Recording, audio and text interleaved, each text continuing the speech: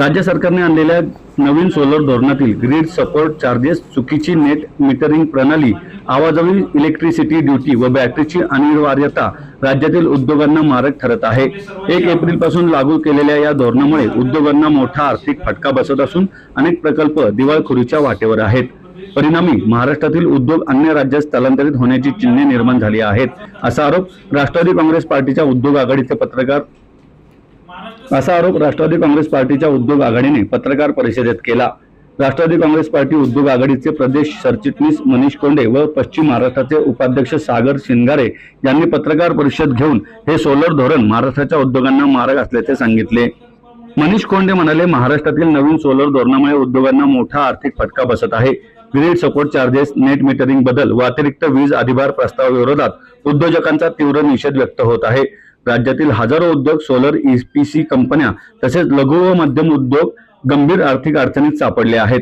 बँकिंगवरील निर्बंध आणि बॅटरी प्रणालीकडे वाढता कल यामुळे सोलर प्रकल्पाची आर्थिक व्यवहार्यता मोठ्या प्रमाणात कमी झाली आहे। याशिवाय स्वतः वापरल्या जाणाऱ्या सोलर विजेवर वीज अधिभार लागू होत असल्याने उद्योगांमध्ये तीव्र असंतोष निर्माण झाला आहे।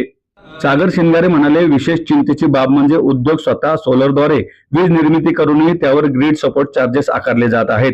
तसेच दिवसा तयार झालेल्या विजेचा रात्री उपयोग करता येत नसल्यामुळे मोठ्या प्रमाणात ऊर्जा वाया जात आहे।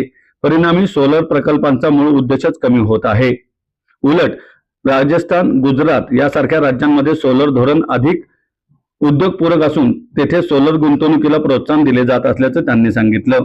1 एप्रिल 2026 पासून सोलर मध्ये गव्हर्नमेंटने जी पॉलिसी आणली आहे त्याचं एक छोटंसं उदाहरण द्यायचं झालं तर 1 लाख युनिट जे एखादा उद्योजक युनिट तयार करणारा सोलर प्लांट लावलेला आहे त्याचं महिन्याचं बिल 10 लाख रुपयेपर्यंत वाचत होतं। आज नवीन गव्हर्नमेंटने जी पॉलिसी तयार केलेली आहे त्याच्यावरती जवळजवळ 8 लाख रुपयाचा दर महिन्याला तोटा हा त्या सोलर उद्योजकाला सहन करावा लागत आहे।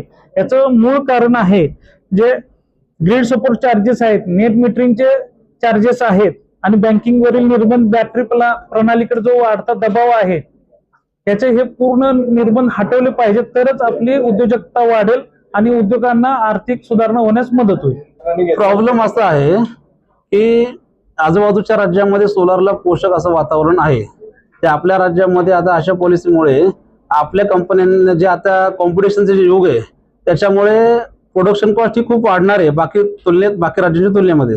मग आपल्या जे महाराष्ट्रातल्या कंपन्या आहेत त्यांना ते माल जे विकणं आहे ते खूप अवघड जाणार आहे। प्लस आता याच्यामुळे आता नुकसान असं आहे की बाबा तुम्हाला बोललो काही लोकांनी करोड रुपयाची सिस्टीम लावलेले आहेत, ते बँकेचे लोन वगैरे घेऊन चालू आहेत, त्यांचे हप्ते आजही चालू आहेत। मग त्यांनी काय करत, त्यांना तर आज बेनिफिट मिळत नाहीये, मग त्यांनी हप्ते कसे भरायचे? त्यांनी ज्या उद्देशाने सोलार लावलं होतं तो उद्देश त्यांचा पूर्ण होत नाहीये। मागणी आमची अशी आहे की ग्रीड सपोर्ट चार्ज जो लावलेला आहे एक तर रद्द करावा, जर त्यांना रद्द करणं शक्य नसेलच तर तो थोडासा कुठेतरी कमी करून तो थोडासा एक रिलीफ द्यावा आणि जे नेट मीटरचं जे 9 ते 5 जे त्यांनी टाइम दिलेला आहे हा 24 तास बेनिफिट द्यावा।